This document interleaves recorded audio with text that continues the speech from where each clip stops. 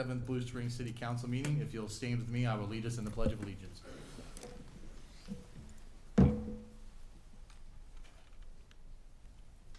Pledge allegiance to the flag of the United States of America and to the republic for which it stands, one nation, under God, indivisible, with liberty and justice for all.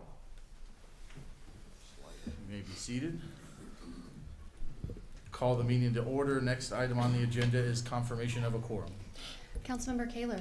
Present. Tholen. Present. Erickson. Present. Edmondson. Here. Culpepper. Present. Mayor Levasseur. Here. We have a quorum. Next is the consent agenda. Councilmember Culpepper, do you want to pull item H, or do you just want to make a comment during discussion, or does it matter? Why don't we just pull it? Okay, let's pull item H. Otherwise, I'll accept a motion to approve the consent agenda. So moved. Is there a second? Any discussion? All in favor, aye? Aye. Any opposed, no? Okay, item H. Oh, it is a roll call. I'm sorry, roll That's call. That's right. Councilmember Kaler. Aye. Tholen. Aye. Erickson. Aye. Edmondson. Aye. Culpepper. Aye. Mayor Levasseur. Aye. Carried unanimously. All right, Councilmember Culpepper, All item right, H. thank you. I just thought it was really important to pull this as a separate item. It's not often that we have someone come in as an appointee to the city council. Ron Fowler's seat, as most of us know, is going to be vacant. Tonight was supposed to be his last meeting, but he had to go to Jeff City as our state representative, and we're very happy for that. We think he'll be a great asset for our city, having served in the municipal government for so long.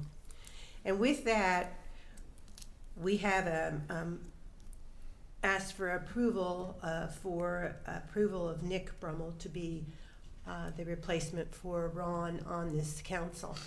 And I think it's very important for those people who are interested in what goes on to know how these selections are made. Nick is a Blue Springs business owner. He's very involved in the community in a lot of ways. He's on the Parks Commission. He has served on the Charter Commission and has a lot of good things to bring to the City Council. He's got his degree. As a business owner, he has dealt with a lot of the things that we have to deal with on the council. And so I just wanted to make sure that we recognized those assets as we look at someone to come and sit on the City Council and represent District 3. Thank you, Councilmember Culpepper. Mr. Brummel is in the audience tonight. He has been attending for a while. Any other discussion on this item before we motion to approve? I'll make a motion to approve. Okay, got a motion to approve and a second. All in favor, aye? Aye. Any opposed, no? Congratulations, Mr. Brummel. He will get sworn in at the next city council meeting, which will be the January 21st after the Martin Luther King holiday. So it'll be on a Tuesday, and that's when he'll officially take his seat on the council here. We look forward to all the hard work he'll put in and dedication to the city. We're excited to have another new member. With that, we'll move on to item 4, introduction and reading of Bill 5281, approving code amendments for insurance cards. I'll introduce it. First reading of Bill 5281, an ordinance amending Chapter 380, Article 1, Drivers and Vehicle Licenses of the Code of Ordinances, City of Blue Springs, Missouri, and adding Section 380.145, alteration, production, or sale of an invalid insurance card.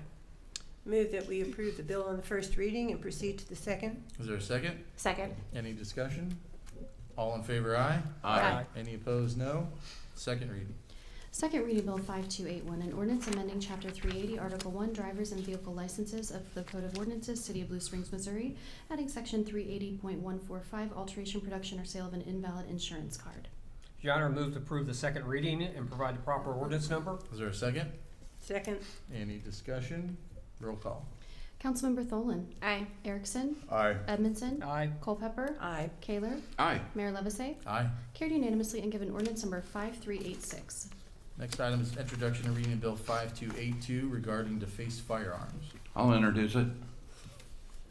First reading Bill 5282, an ordinance amending Chapter 220, Article 11, offenses concerning weapons and firearms of the Code of Ordinances, City of Blue Springs, Missouri, adding Section 220.861, possession of a defaced firearm. Move the bill be approved on the first reading and proceed with the second. Is there a second? Second. Any discussion? All in favor, aye. Aye. Any opposed, no. Second reading. Second reading of Bill 5282, an ordinance amending Chapter 220, Article 11, offenses concerning weapons and firearms of the Code of Ordinances, City of Blue Springs, Missouri, adding Section 220.861, possession of a defaced firearm. Your Honor, I move to approve the second reading and provide the proper ordinance number. Is there a second? Second. Any discussion? Roll call. Councilmember Erickson. Aye. Edmondson. Aye. Culpepper. Aye. Kaler. Aye. Tholen. Aye. Mayor Levisay. Aye. Carried unanimously and given ordinance number 5387. Next is introduction and reading of Bill 5283 regarding seatbelts. I'll introduce it. First reading of Bill 5283, an ordinance amending Section 385.050 of the Code of Ordinances, City of Blue Springs, Missouri, seatbelts. Move the bill be approved on the first reading and proceed with the second. Is there a second? Second. Any discussion? All in favor, aye. Aye. Any opposed, no. Second reading. Second reading of Bill 5283, an ordinance amending Section 385.050 of the Code of Ordinances, City of Blue Springs, Missouri, seatbelts. Your Honor, move to approve the second reading and provide the proper ordinance number. Is there a second? Second. Any discussion? Roll call. Councilmember Erickson. Aye. Edmondson. Aye. Culpepper. Aye. Kaler. Aye. Tholen. Aye. Mayor Levisay. Aye. Carried unanimously and given ordinance number 5388. Next is introduction and reading of Bill 5284 regarding the CDBG program. I'll introduce it.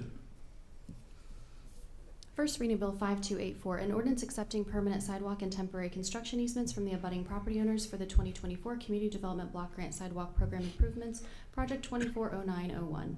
Move the bill be approved on the first reading and proceed with the second. Is there a second? Second. Any discussion? All in favor, aye. Aye. Any opposed, no. Second reading. Second reading of Bill 5284, an ordinance accepting permanent sidewalk and temporary construction easements from the abutting property owners for the 2024 Community Development Block Grant Sidewalk Program Improvements, Project 240901. Your Honor, move to approve the second reading and provide the proper ordinance number. Is there a second? Second. Any discussion? Roll call. Councilmember Edmondson. Aye. Culpepper. Aye. Kaler. Aye. Tholen. Aye. Erickson. Aye. Mayor Levisay. Aye. Carried unanimously and given ordinance number 5389. Next is introduction and reading of Bill 5285 regarding condemnation easements on 7 Highway. I'll I introduce introduce it. First reading of Bill 5285, an ordinance determining and declaring the necessity of acquiring a permanent sanitary sewer easement and temporary construction easement for public improvements associated with the extension of sewer services in the city by negotiation or, if necessary, condemnation, and authorizing the city administrator to obtain and execute all instruments necessary for acquisition of such land. Move the bill be approved on its first reading and proceed with the second. Is there a second? Second. Any discussion? All in favor, aye. Aye. Any opposed, no. Second reading. Second reading of Bill 5285, an ordinance determining and declaring the necessity of acquiring a permanent sanitary sewer easement and temporary construction easement for public improvements associated with the extension of sewer services in the city by negotiation or, if necessary, condemnation, and authorizing the city administrator to obtain and execute all instruments necessary for acquisition of such land. Your Honor, move to approve the second reading and provide the proper ordinance number. Is there a second? Second. Any discussion? Roll call. Councilmember Culpepper. Aye. Kaler. Aye. Tholen. Aye. Erickson. Aye. Edmondson. Aye. Mayor Levisay. Aye. Carried unanimously and given ordinance number 5390. Next, we have a presentation from the Charter Review Commission, a culmination of their hard work over the last few months. They're going to present the items that they have suggested to the council that we present as a charter review. And once they're all ready to go, we'll turn it over to the chairman, Mr. Ken Harrell, and vice chair, Ms. Kelly Montgomery, whenever you're ready.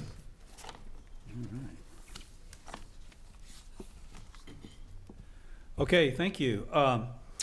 Begin our presentation tonight with just a little bit of background on the charter review. The city became a charter city back in 1994, and one of the things that's required from that is at least every 5 years to form a commission to review the elements of the charter.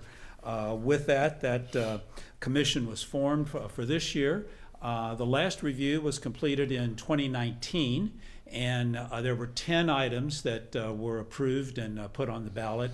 9 of those 10 were approved. The commission is made up of 9 people, 3 from each district as appointed by the mayor and members of the city council. I'd like to recognize those individuals, Shanna Denny, Kelly Montgomery, and myself from District 1. District 2 was Dayla Fullerton, Joe D'Angelo, Doug Stacer. District 3, Kyle Legg, Travis Graham, and Nick Brummel.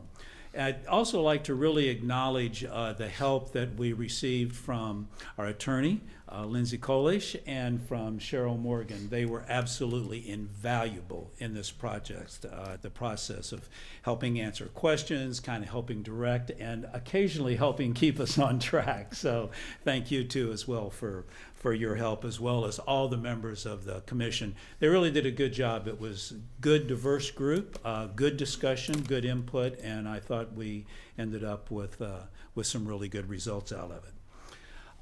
In terms of the meetings, we had our first meeting on November the 4th. Myself and Kelly were elected chair and vice chair, as the mayor has already mentioned. And each of the subsequent meetings, we really went through in depth a lot of the elements of the charter. There was good discussion around it. Many of the members, most of the members of the city council were there for most all of the meetings, so had the opportunity to hear the discussion, to hear the input from the commission, as well as occasionally provide a little input on their own. So we appreciate your all's attendance as well for that. So now we'll get into the recommended changes. They're kind of grouped together. The first group has to do with the city council and the mayor.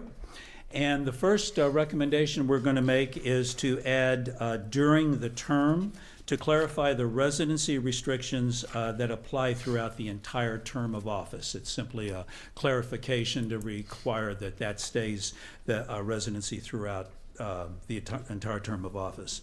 The second recommendation is to add term limits to 4 elections. That would be a total of 12 years for members of the city council and 16 years for the mayor, as those terms are 3 years and 4 years respectively.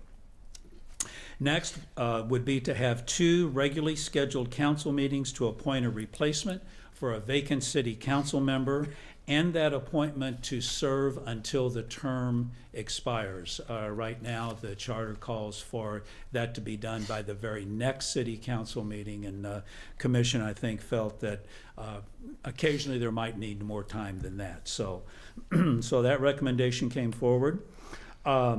Next would be for the mayor to be included in voting rotation rather than at the end of the roll call.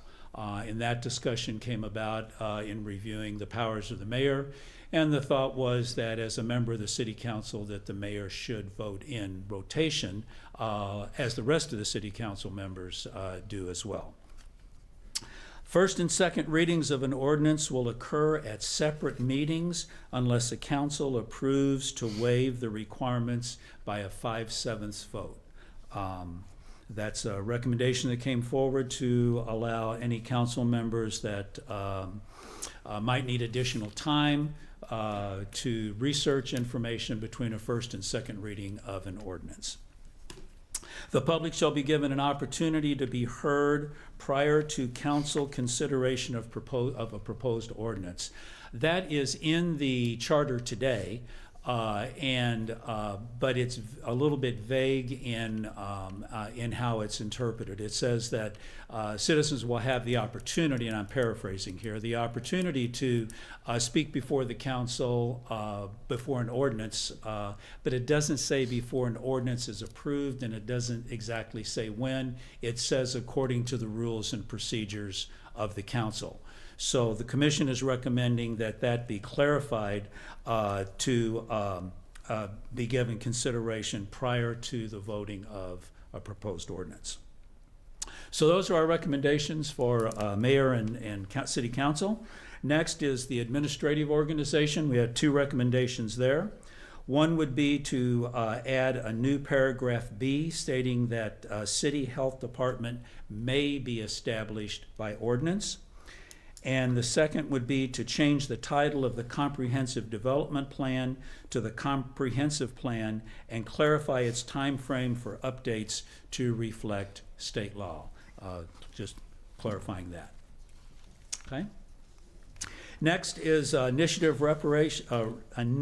referendums, and recall. The first recommendation there, and these are, a number of these were from submission from residents in the city or resident in the city. The first one is the petitioner's committee affidavit to clarify the members of the petitioner's committee must be registered voters in the city, excluding anyone with forgery-related offense from circulating petitions, requiring a chair for the petitioner committee and outlining a process to add additional members to the to circulate the petition, the circulators.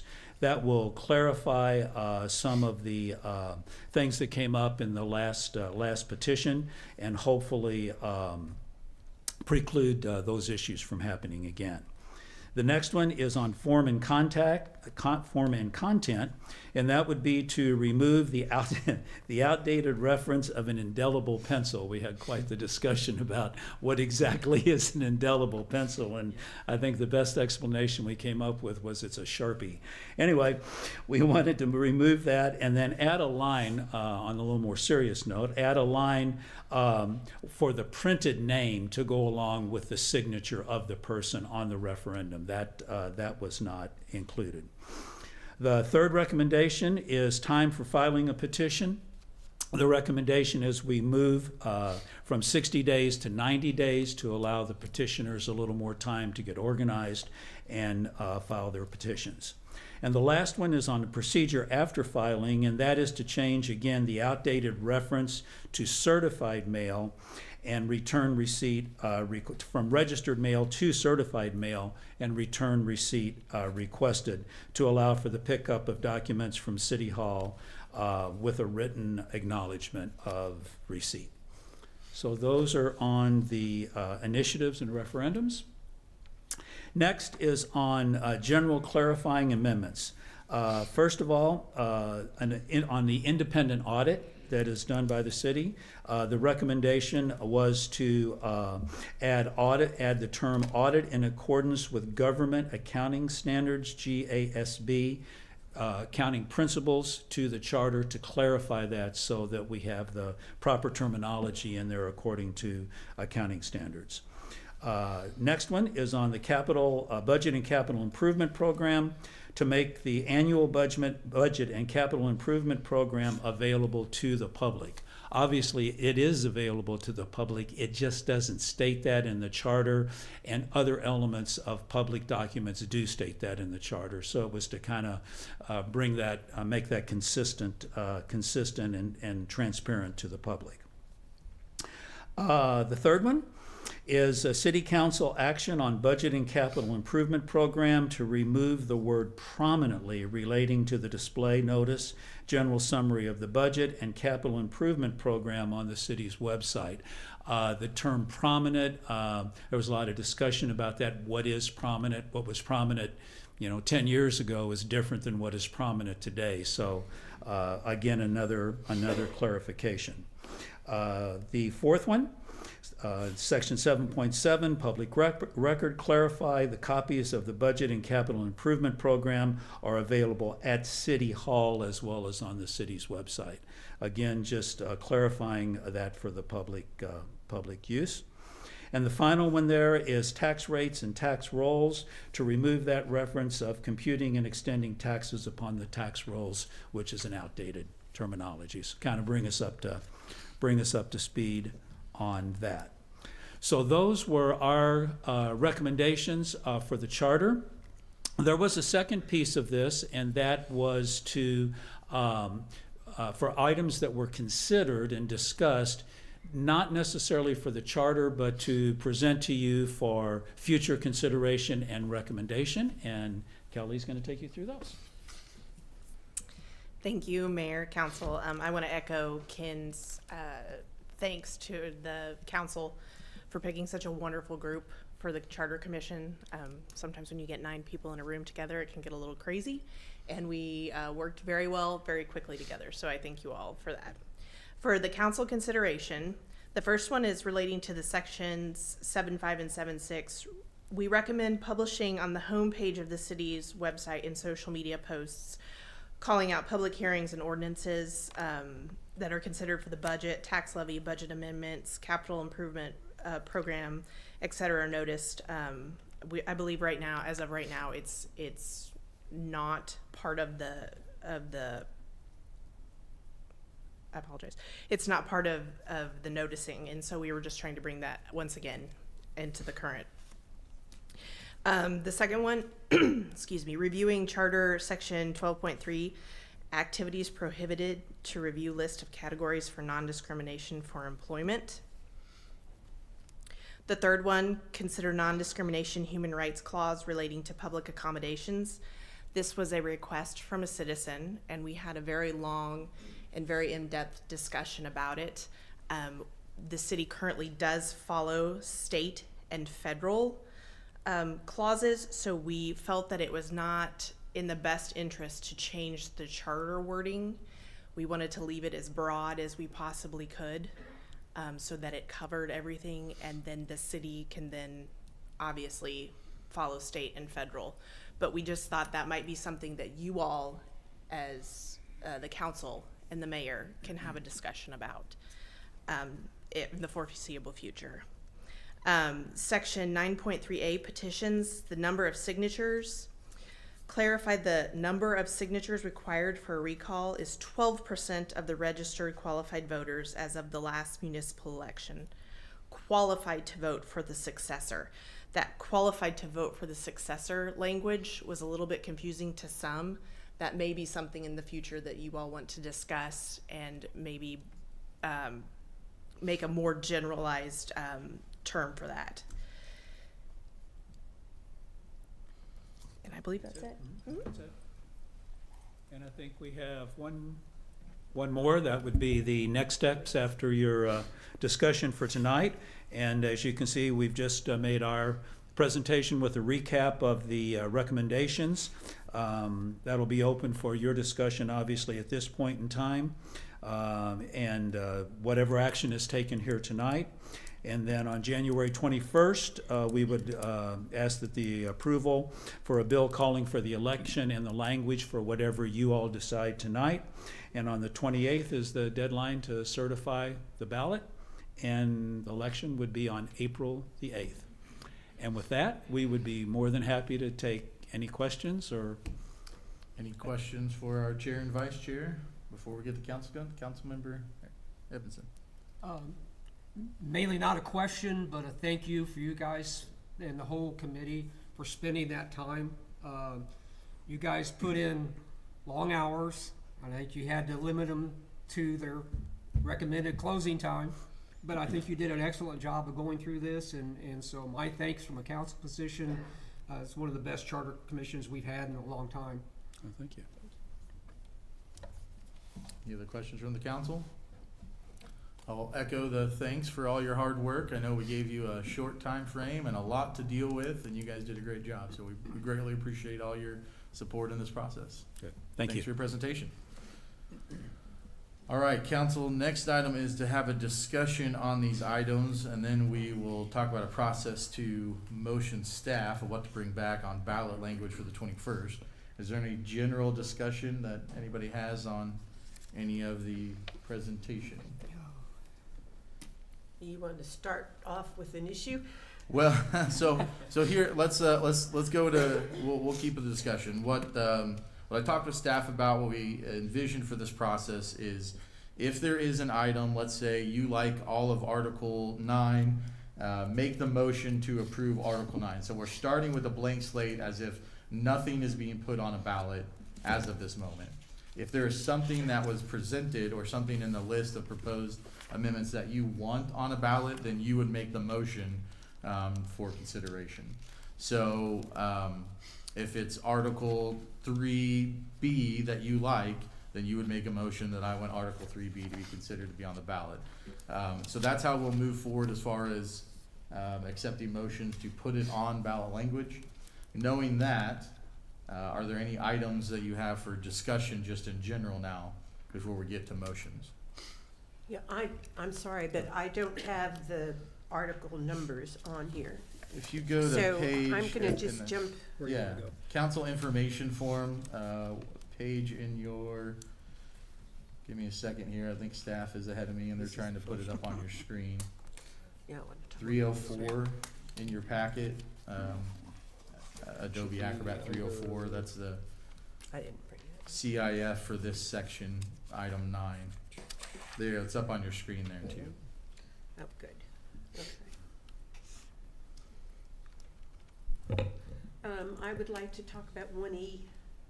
Okay,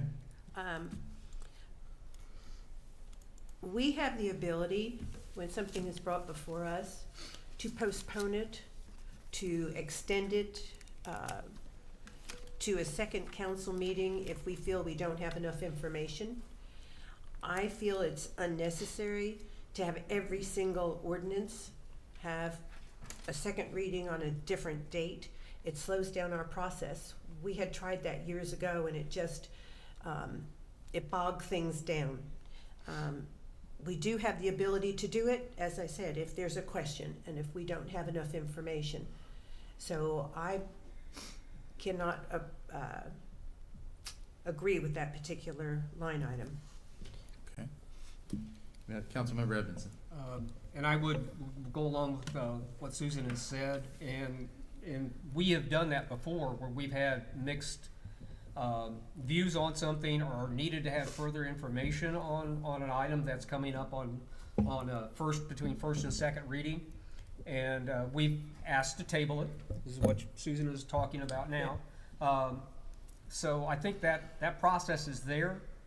If you require everything to do it, as our meeting that you just saw tonight, if they're watching, a lot of those things were basically items that we were trying to mirror state regulations on defacing firearms, seat belts, those type of things. Those are items that should come through fairly quickly.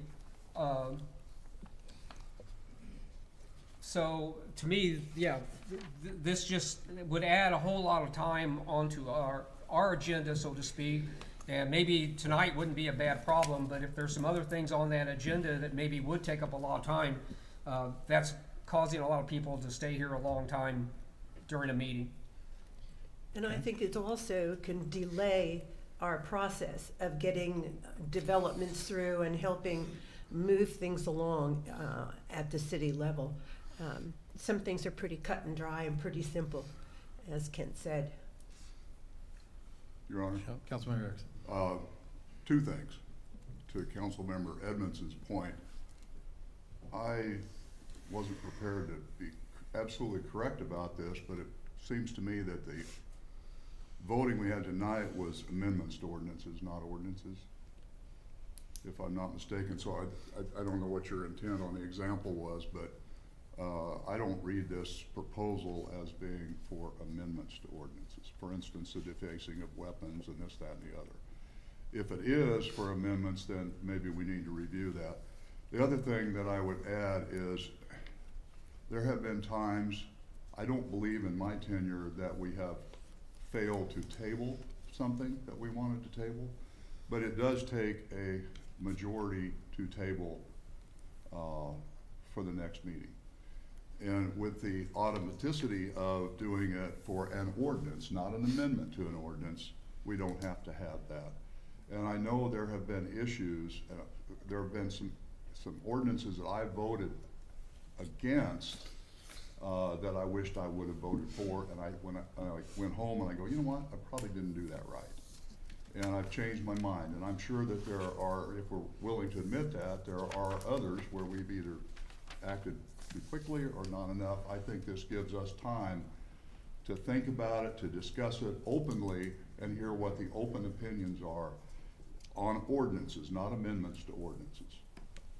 So that's my opinion. I think it's valid, and I'm not sure, but I do believe that Independence does that, and several other communities that we try to mirror with other ordinances and different things that we want, they do that on they do the first reading and then they do the second reading, and as far as slowing things down, I thought about this a lot on my first and second readings in my mind. It seems to me that it would slow things down by 2 weeks. And when we're talking about $1 million projects or serious issues that affect the community, the welfare, safety, whatever it may be, it seems like it's not a lot to ask for a little bit of time to think about it, hear the public opinion, go home, review it, do your study, whatever it takes. It seems like something that we should have as an integral part of our process. So, if someone were to make a motion for a particular item, we would have discussion based on just that motion and that second. So, in an effort to try to avoid rehashing every item, is there any generic discussion or generic questions that you have for staff on any of these items? Anything to clarify before we get to the point where if Councilmember Erickson, you're supportive of item Article 3E, you could make a motion to approve that to be put on an ordinance for the ballot. And then we can have discussion about whether that's an appropriate thing to move forward with. If it's something that nobody's in favor of moving forward with, then we don't necessarily have to have discussion about it tonight. That's at least what I foresaw as kind of general discussion on item 10. Obviously, whatever you want to discuss, you're open to, but if somebody makes a motion to move forward with something, we'll have discussion on that item individually as well, so. Any other discussion? Councilmember Cayley. I'm gonna have to go along with Councilmember Culpepper and Edmondson. The issue that we brought this and is continued doing this was projects being brought here and out-of-town developers having to come back in town to get a project approved when it could be approved that night. And I, for one, don't understand why we would even remotely want to delay a developer and have them the expense of coming back in. We got a time frame anyway that's lengthy to try to process a new project to come into Blue Springs, and I don't see any reason why we want to delay it another 2 weeks. Now, however, with that, if we don't understand it, we do have that option to do that, and I understand Councilmember Erickson's reasoning for because you have to have a majority, but I believe that most of the projects that come to us are pretty well cut and clear, and if there's anything we don't understand, we can actually find out and get that information prior to a city council meeting. So I'm in favor of deleting that. So I'll go ahead and motion to not put, is that what we're wanting to do, a motion to put or not to? No, the idea would be an affirmative motion if there's something you do want added. Okay, So right now, we're starting with, there is no ballot language. Okay. We're not moving forward with anything. If it's something that you feel like you think should get moved forward to the ballot, based on the recommendations from the charter review, that would be the way to handle it moving forward. So I said what I did for nothing? yeah. I mean, not yet. So, You're So open to can discussion, we- however you want to Can handle I it. just do a mote for the easy things? I feel that Article, is that 6, or, The initiative yeah, referendum, to go Article ahead 9. and approve that to be put on the ballot? So I have a motion from Councilmember Tholen Second? to approve all of Article 9, which I assume includes A, B, and C. And I have a second from Yeah. Councilmember Edmondson. So we're discussing the motion to approve Article 9. Is there any 9? discussion on Yes, never mind, Article 9. Article 9? Yes, And for clarification, and so Absolutely. everybody sees, can we refer to item number 3? Absolutely. Instead of the article number, because some of these articles Okay. items be contain multiple extensive, articles. yes. Item 3, I which was- is, Do item 2, sorry. It was item 2. okay. Item 2. So forget the other motion, is that what I'm hearing? Yes, Okay, motion so I have a to motion to approve item 2 to be put on the ballot, Okay, or item for 2, city which to is review. administrative organizations, personnel, and comprehensive development plan. and I'll second that. Okay, second from Councilmember Culpepper, for item 2. So this is the adding of the health department and the change in the comprehensive plan title and updates. Do I have any discussion on putting item 2 on a ballot? directing staff to bring a ballot back at the next council meeting. No discussion. Okay, can this be a voice vote or, okay, so all in favor of approving item 2, say aye. Aye. Any opposed, no? Okay, we have approved item 2 to be placed on the ballot, or have staff bring us back an ordinance to place it on the ballot for the next meeting. Are there any other items that you would like to motion So, before vote? help me again, so if I wanted to move to approve item 1 Mhm. and then change it, is that going to be an amendment to my own motion? Yes, it would be, I mean, if you want to, if there's a specific one, like you want to move to approve item 1E, then you would move to approve item 1E. If you want to approve all of item 1 and you're good with all of it, then you could make that motion. And we would have discussion on each one, if there are people that have concerns over some of those other items. If there's something specific that you want, then that would be fine too. I motion to go ahead and approve item 3 to be put on. Okay, so item 3 is Article 9, the initiative I referendum would second recall. that. I have a second from Councilmember Edmondson, so, this is the clarifying of the petitioners committee, the adding the line for the printed name, extending the timeline to submit signatures after initial filing. I have a motion and a second to add item 3, to direct staff to put an ordinance together to add item 3 to the ballot. Is there any discussion on item 3? Okay. See no discussion, all in favor, aye? Aye. Any opposed, no. Okay, item 3 is added to the ordinance. Your Honor. We'll bring back Councilmember Edmondson. Okay, so if I'm doing this correctly, I would make a motion in item 1, under Article 3, A,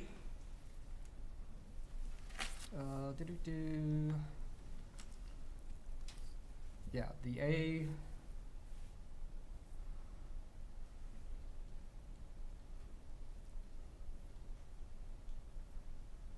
and F be moved forward.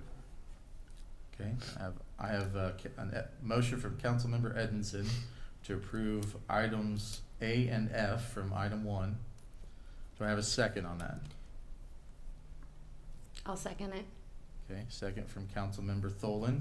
Is there any discussion on adding item 1, A and F? I would like discussion. Okay, Councilmember Culpepper. Public comment on proposed ordinances. Is that saying that we want to have the public speak on every ordinance that's brought before us? I don't know the language that would be proposed on F. Cheryl, do you happen to have what was discussed with that? I think there was a concern that if we approve item F, essentially every item would become a public hearing. Yep. That is correct. Let's see. Is that 3F? Thank you. So the Oh, procedures. our city attorney has No, so she something probably there for you, got it. Cheryl. Can she jump in? Thank you, yes, please. Yes, Go so ahead. 1F, it would add language to its article, I'm sorry, section 312, oh, It's got it. There you go. thank you. So it would be section 312, section H.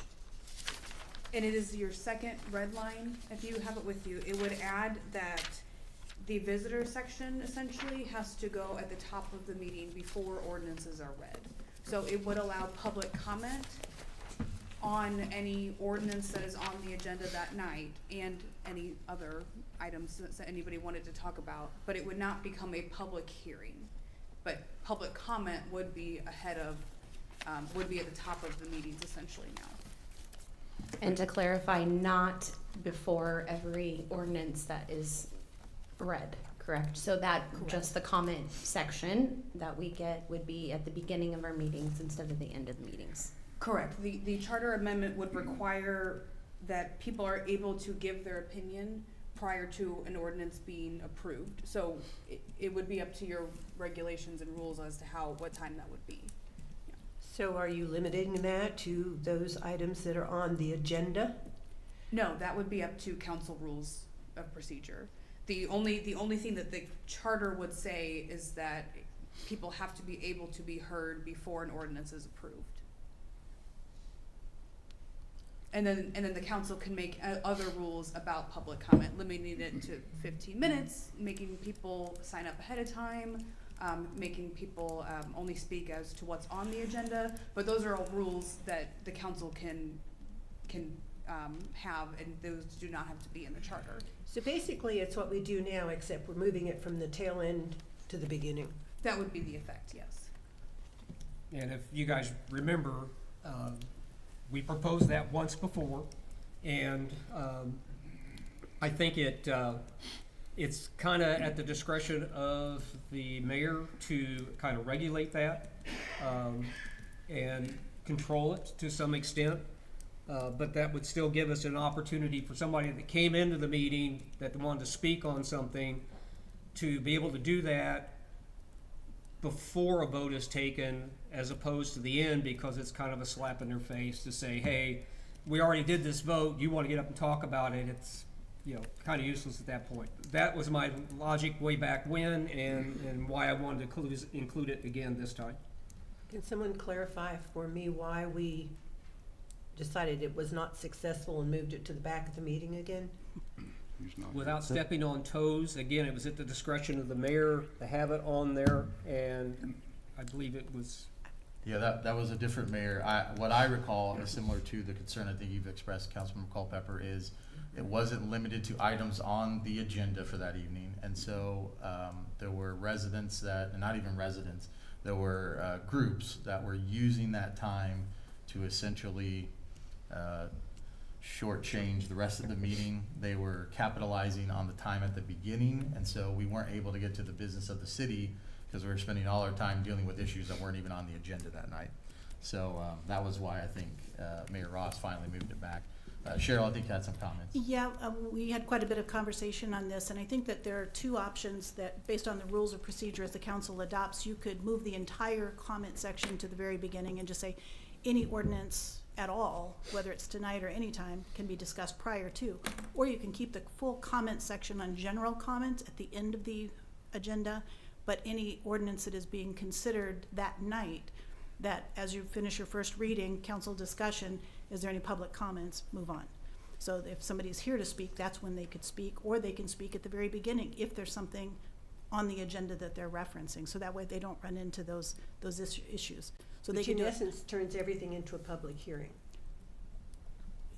it with allow public comment, yeah. Councilmember Erickson. I'm going to step a little bit out of F and talk about some of my reasoning for E. And that is, that would allow, if we did the second reading, for that to happen. And if we have public comment prior to voting on an ordinance, it would give us time to gel those thoughts and those comments and research in the middle of that. And I know that's not what we're talking about, but that would all fit together, because then you have time to go home and think about it, or to evaluate it, to be sure what they're asking is valid, it's based on fact, it's based on reality, or whatever it may be.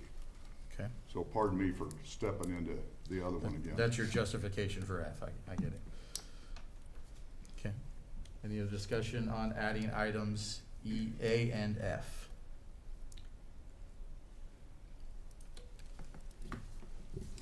Okay, let's go ahead and roll call this.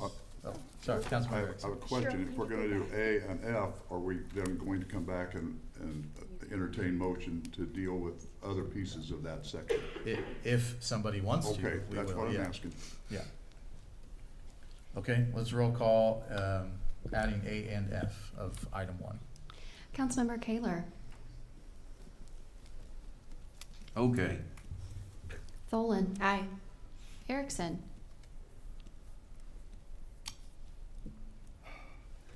Yes. Edmondson. Aye. Culpepper.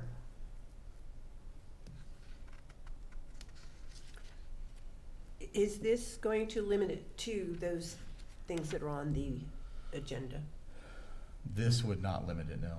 And I We would like, if could we're gonna limit do it. this, I think it should be limited to those things that are on the agenda general comment after the meeting, but prior and during, I think it should be those things that we're considering for the evening.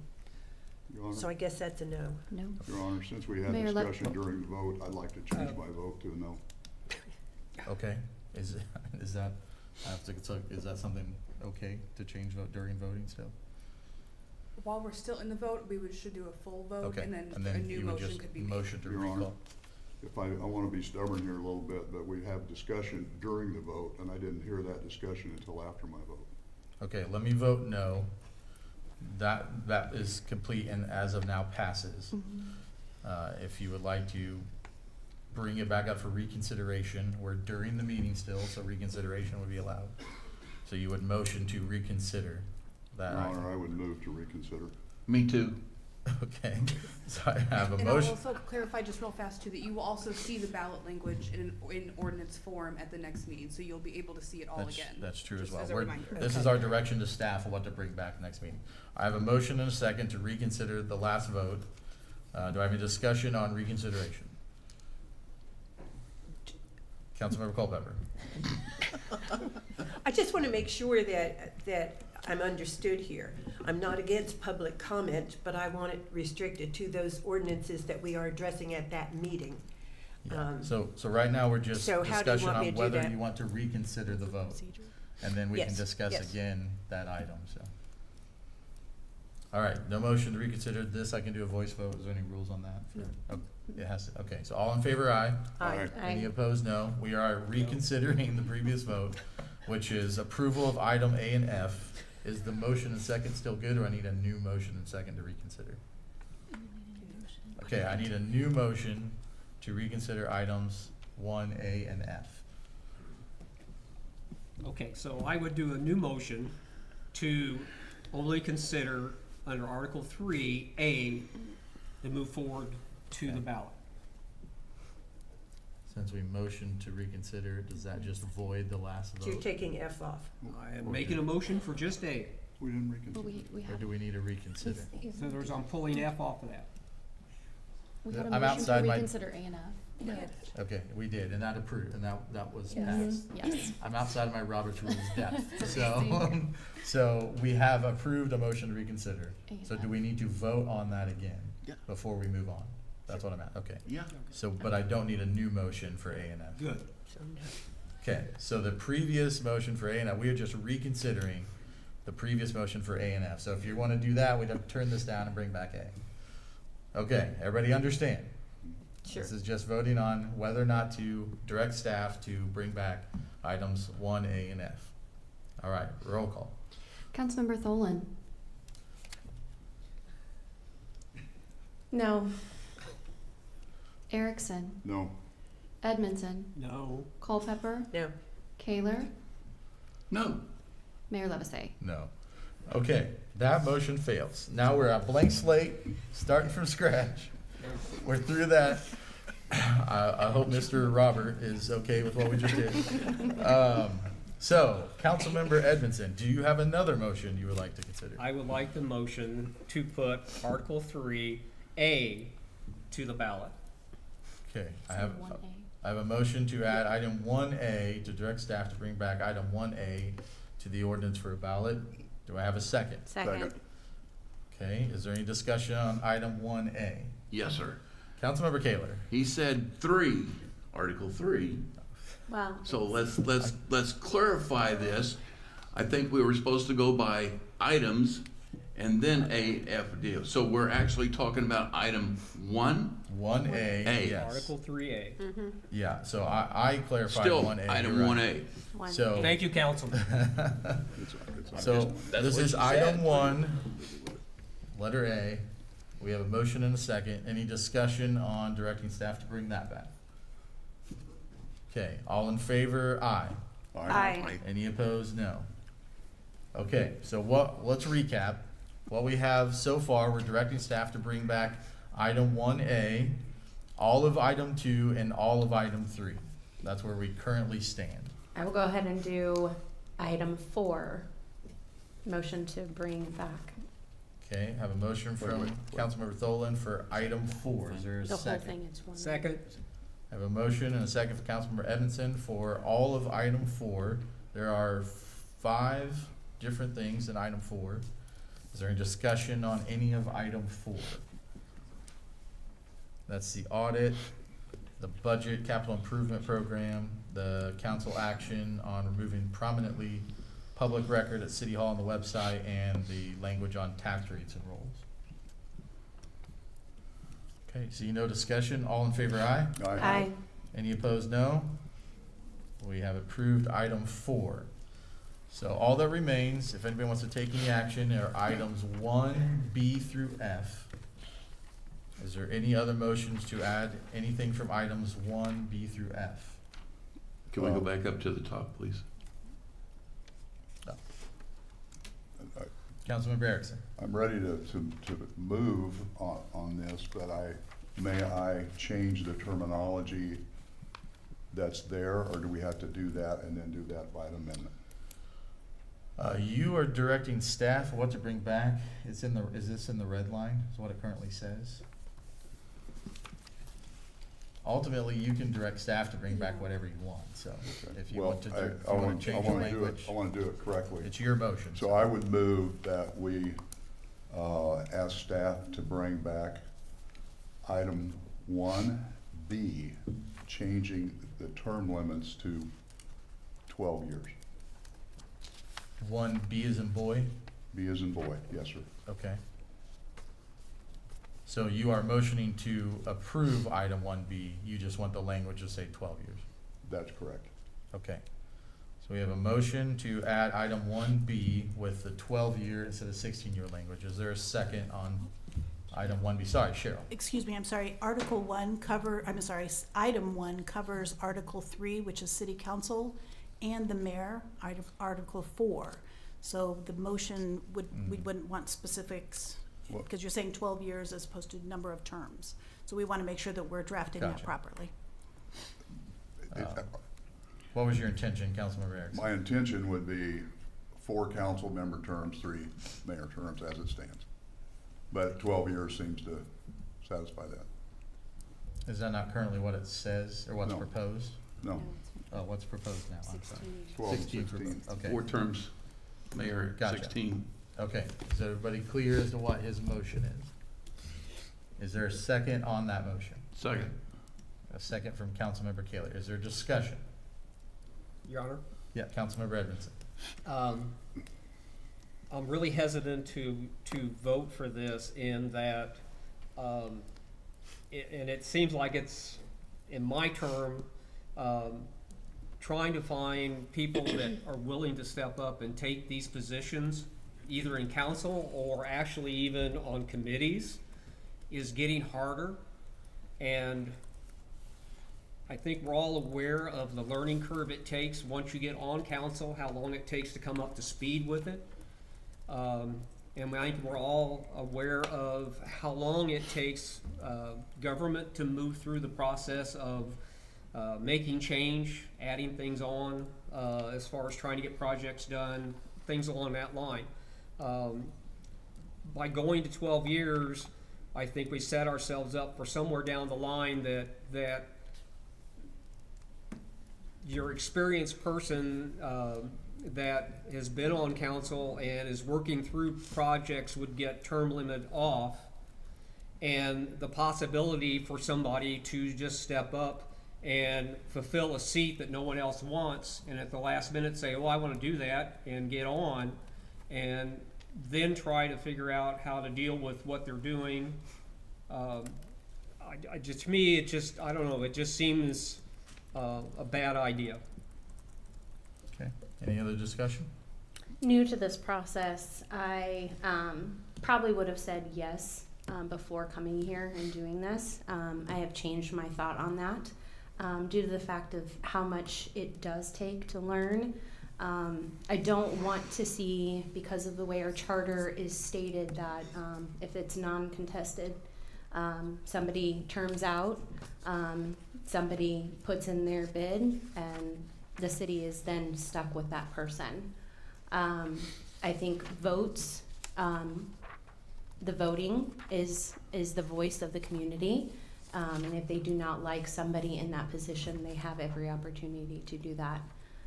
So, Okay, Councilmember Kaler, did you have a comment? I thought you. Yeah, but you might not like it.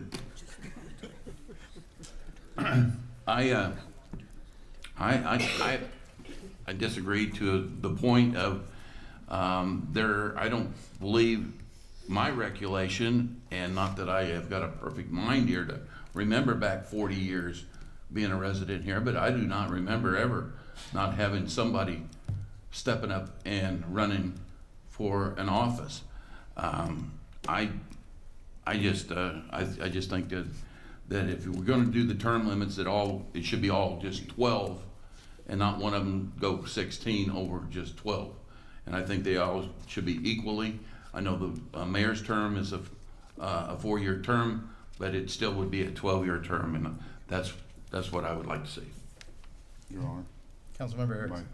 I don't disagree with any of the comments.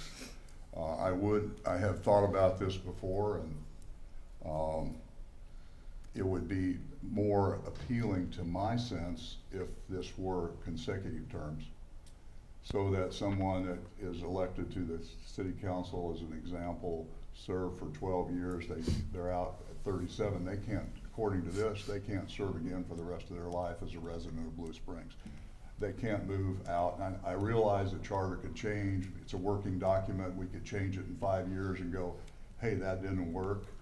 So I don't disagree with any of it. I know there's a lot of people out there, any of the conversation, there's a lot of people who would like to see term limits, and there's some people out there that don't think we should have term limits. I've always been opposed to term limits until I see what they've done at the next to local level. I think it's been a good thing. So I'm not really ambivalent, but I can certainly live with term limits and see what happens, because we will have at least 2 more sessions on the charter review before that would actually take effect.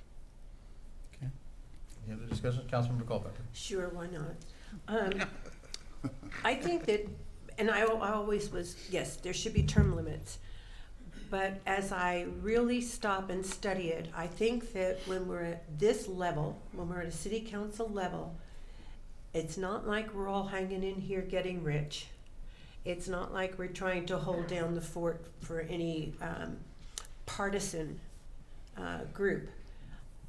I believe term limits would be very important as you get into the higher forms of government. I'm not so sure that right now, at the city council level, that it's necessary. I have seen people that have been voted out because whatever reason. So I'm really hard pressed to say, no, you have to leave office even if you're doing a great job, and there is no one qualified to step in and hit the floor running. Okay, any other discussion? I'll just add my comments to say, I think Councilmember Carter said it best at the last charter review, that we have term limits, they're called elections. So that would be my thoughts as well. With that, let's do roll call on this one. Councilmember Erickson, No. Edmondson, No. Culpepper, No? Kaler, Yes. Tholen, no. Mayor Levisay. No. Motion fails. Okay, so we've dealt with items 1A and B. Is there any other motions for C through F? You want to explain C again? Councilmember Kaler, if you have something, you can go ahead. Could you explain C again? Yes. Please. I think Cheryl, would you maybe be the one that might be able to explain C to us a little better? Sure, that, item number C, so item 1C, extend the timeline for the mayor to fill a vacancy on a council. Currently, the charter says the next council meeting, and I believe that the charter red lines now say 2 meetings after the vacancy appears. I think that this one also would extend the term of the appointed vacancy through the end of the term of the person leaving the seat. So it could be a year and a half, 2.5 years for that to fill, as opposed to currently, that's not the way the charter is currently reading, where it is until the next municipal election. So that would both be under that then, Yes, correct? I believe so. Okay, thank you. Mhm. I have a problem.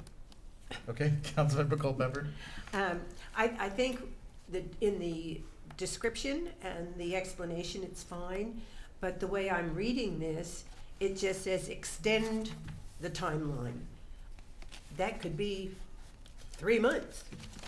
I Yeah. would like it to be more specific. So what you're reading in the CIF is just a summary. The red line would be where that language is actually clarified.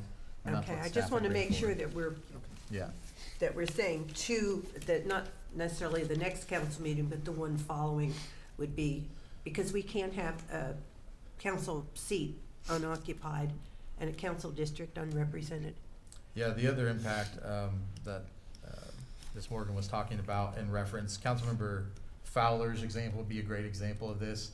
Had Councilmember Fowler resigned before the process of this election, theoretically, the charter would require that we just appoint somebody for 6 months. Because he's resigned after that process, then Mr. Brummel will fill that term until 26, which is actually ends up being the entire term. But the way the charter reads now, it's just the next municipal election, so it could be as short as 4 or 5 months. And you could have 2 representatives in a single district. Theoretically, there would have been an election for a 1-year term and a 3-year term Yeah. on this one election, yes. Had the way it currently reads. Did somebody have a question over here? No, okay. The red line verbiage is Oh, here. the red line is on the screen now.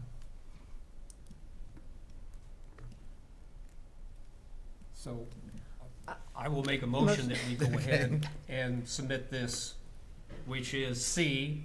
I'm not trying to take away from Councilman Kaler, but I don't know whether you were gonna propose it or not, but I think we should. I second.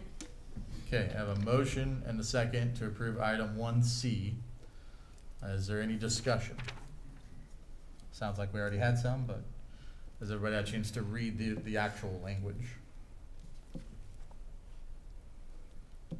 Okay, with that then, all in favor, aye? Aye. Any opposed, no? Item C is added. Is there anything else? Yes, Your Honor. Councilmember Erickson. I'd like to add 1D as in Delta for consideration. So I would Okay. move that we include item 1, Article D as in Delta. Okay, have a motion for 1D. Is there a second?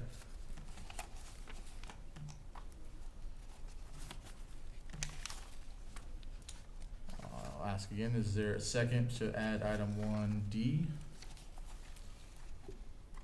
Okay, with no second, then that one fails for lack of a second. Is there any other items we'd like to add for consideration?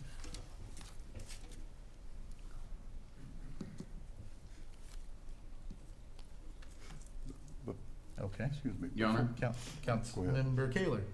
if I second it, then we can have a roll call with it though, right? That is, yes, we will have a vote on it. I'll second it. Okay, I'm gonna assume that's a second on item 1D. D is in dog. Okay, is there any discussion on item 1D? Since this one directly deals with the roll call of the mayor, it seems there's no other discussion. I do oppose this one. Their discussion during the Charter Review Commission kind of add on 2 things. Whether the mayor is a member of the city council. There was also discussion of removing the vote from the mayor, which is how it was when I first came on. So my job, the job of the mayor, is to run this meeting, to coordinate this meeting. As it currently stands, at least how Mayor Ross did it and how I have chosen to do it as well, is to let you as the council members have discussion and to not really interfere much with the process of what you're talking about. If I become a part of the roll call voting and it affects what it is that you vote, then my involvement in the city council becomes much more political. I feel like that would mean the position of the mayor has to debate and argue the terms of those items to try to convince you whether or not those are reasonable. So I feel like, at least this is my interpretation, my approach to it is, that would mean currently, I'm not a member of the city council in that I can't make motions, I can't second anything. I am the chair of the meeting. If I become a more direct, or if the position of mayor becomes a more direct member of the council, I think there's gonna be a lot more involvement in the debate and the discussion. Then, Whether Your that's Honor. positive or not is open to interpretation, but Councilmember Case. Then what's the purpose then if you're gonna be doing it that way? It would take away the rotation. You wouldn't have to do it if you were a voting member.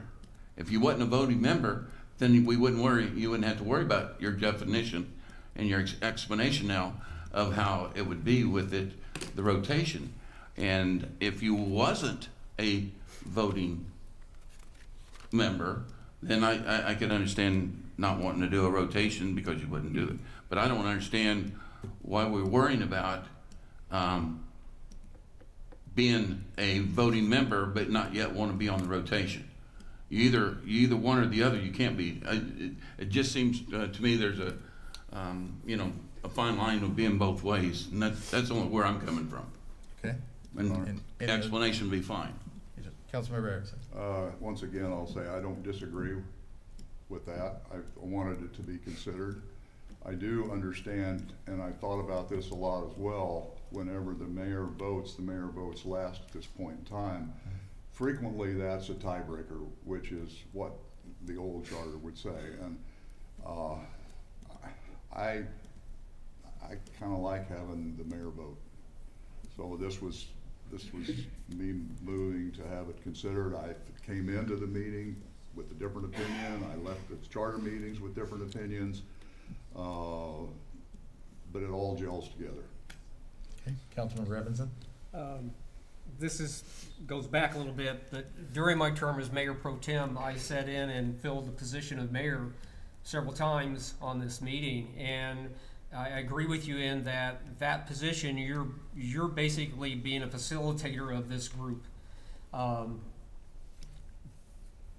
Not having a vote unless it's a tie kind of does muzzle the fact that you don't have an opportunity to express that vote, even as mayor pro tem. I don't think that brought up, but I believe, and our attorney can correct me on that or not, but if you would eliminate the mayor voting, would that not, if a mayor pro or Tim sits in that seat, does that eliminate them from voting? Your Honor, Good question. I think we're considering roll call voting, not whether you vote or not. I think that's just been brought up as a discussion of how to support it or Okay. not to support it, and I appreciate what you're saying, but it kind of. Then I'll say I won't support it. Okay. Any other discussion on item 1D? Councilmember Culpepper. I believe when we initially changed this, it was done because people really wanted to know how the mayor stood on certain issues. In essence, the way it is right now, the mayor is strictly a tiebreaker. Even though it's not worded that way, if it's 3-3, the mayor vote is a tiebreaker. And if it's 4-2, it doesn't matter. So, but it does give people the option of seeing how the mayor stands on certain issues. Okay. Any other discussion on 1D? I would like to just comment on what Councilmember Culpepper said. There have been times when, and can't tell the numbers, but when the mayor has been in the minority, not just as a tiebreaker, and the people have done that. And But I the think point that's is, what it you're doesn't saying, change so. the vote No, it doesn't change the vote. unless it's a tiebreaker. But this right here is for whether or not the rotation. It's not whether, we're not even talking about whether Right. he's voting or not. And basically, I'm going back to what we're saying originally is that, I don't know why it's such a big deal that, because you still can facilitate and be a second, third, or fourth voter and not wait until the last to see if you're really going, let's see what you want to vote on the first part of it, and go that way. That's where I'm looking at. I'm not trying to keep anybody from voting or any of that stuff, but that's just what I'm looking at. Okay. Any other discussion on item 1D? That will do a roll call. Councilmember Edmondson, No. Culpepper, No. Kaler, Yes? Tholen, No. Erickson, Yes. Mayor Livesey. No. Motion fails. Okay, we have items E and F remaining that have not been addressed. Any motions on 1E or F? Make a motion to delete E. We don't need to delete E. It's not included currently, so it's already deleted unless somebody makes a motion to approve it. Your Honor, I make a motion, don't want to see it. I'm gonna be Okay. ornery here. I'm gonna move that we take, item 1E and, Okay. ask for consideration of that. I have a motion from Councilmember Erickson for item 1E. Is there a second for item 1E? I'll ask again, is there a second to consider item 1E? Okay, that again fails for lack of a second. 1F is all we have left, which we sort of already dealt with.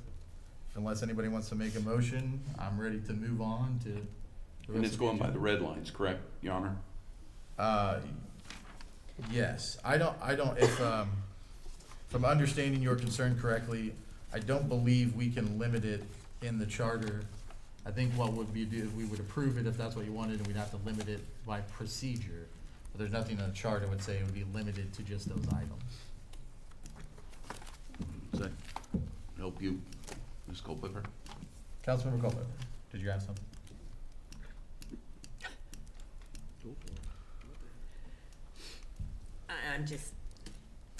I just don't want to see things drug out, that's all. And I think that's what this would do. If there's no other motions to consider, we will move on with our agenda then. Does staff have everything they need from item 11 to bring back for the 21st? Okay. Then we just have visitors. Don't have any visitors appearance forms. Are there any council member comments this evening? Yes, I would like to say that I'm really, really pleased. I know Facebook has been beating up the city on their plowing of streets, but I think they've done a phenomenal job to be able to get out there and work in these terrible conditions. So kudos to them and thank them for all the hours that they're putting in, even though they plowed my driveway in. Councilmember Kaler, did you have similar comments you wanted to Yeah, share? I ditto what she had said, that I was actually out riding in a snowplow and actually see it firsthand. And you don't know until you've actually been in the plow truck to see exactly the obstacles, the problems, the issues. And for them to be going, now we're going on 72 hours straight, rotating, and the equipment's going, and we've been lucky that a lot of it's not failed us with it running that much, and with the amount of snow that we have received and the beating on the equipment, we've come out real lucky. And yes, ditto, thank you, Public Works, for the excellent job. Councilmember Edmondson. I know we're doing with the staff, and I also would like to compliment the police department for actually being out in that weather. It's good to know that we have them in vehicles that they can get around. We made that decision a long time ago. I think that was a good decision to make. But I also would comment staff for having the guts to go ahead and cancel, move this meeting. Don't put employees that are not first line responders at risk to come into work. You can see that all across our community with a lot of the restaurants and businesses shutting down, even a small business that does compromise them and takes away a revenue. But the fact that they were thinking about the employees and the people of this community and not trying to put them at risk, I think that was a great decision. And then I would also like to say, if you do get out, do support local business because they need your support. Okay, any other comments from the council? I'll add my comments to the snow operations. I know Facebook was brought up. Yes, there are some people getting frustrated with the whether or not their cul-de-sac is getting plowed. Here's the comments I want to add to that, and this is reflective of what has been put out by the city and all of us elected officials. This was the most snow we've received in 60 years in a single day.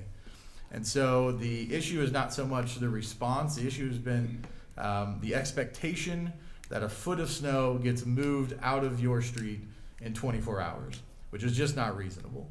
The city has a snow operations, a snow removal plan that they follow with every snow event. And so I think that's what the city's been sharing. That's what several of us have been sharing as well, that there is a process and a priority and a procedure to these things. And that has been followed accordingly in this event as well. So yes, unfortunately for those of you that live in cul-de-sacs, they are the lowest priority. The goal for the snow removal plan is to get as many people moving as quickly as possible. And so that means giving priority to the major traveled roadways. That means making sure emergency personnel can travel to where they need to go. Yes, they may not be able to get in front of your house because of a foot of snow, but at least they can get to your neighborhood, which is maybe more than they would be able to do if snow plows were just doing one pass on every street first. So they have been doing a great job, has been reflected. We not only have our guys that have been out for, I think Councilmember Kaler says 72 hours since Saturday at noon. Is that when they started? Friday at noon. They have been going 24 hours nonstop since Friday at noon. And we also have contractors that the city contracts with to do the cul-de-sacs, because that is very time intensive, and that's been going on all day today as well. So the snow actually only stopped Sunday at midnight. So we are less than 48 hours since the largest snowstorm in 60 years. And they are doing a great and amazing job, and they have nothing but our appreciation and thanks for all of their hard work. So the other thing I wanted to do, and Councilmember Culpepper referenced it earlier, this is unfortunate because of the rescheduling of the meeting, that the last night for Councilmember Fowler, when he resigned, was very unceremonial. He literally turned in his key card at City Hall yesterday, and now he's in Jeff City today. So we had planned a reception for Councilmember Fowler. We will reschedule that after talking with him. The preference was that we try to find another meeting or another day where he can come back. We have some items and gifts to give him to recognize him for all of his time and dedication to the city. I believe had he stuck through April, would have been 33 years since 1992. And so that is an amazing amount of work, amazing amount of service to this city. As Councilmember Kaler always calls him, the legend, as retired as of yesterday. So he is continuing the service to the city in a different capacity as state representative, so we appreciate that he'll still be around. But I did not want this meeting to go without recognizing all of the time and dedication that Councilmember Fowler has put in. And apologize for something we couldn't control, but for him going out with a little less than what we had intended. So with that being said, I will accept the motion to adjourn. So move. Is there a second? Second. All in favor, aye? Aye. Any opposed, no? We are adjourned.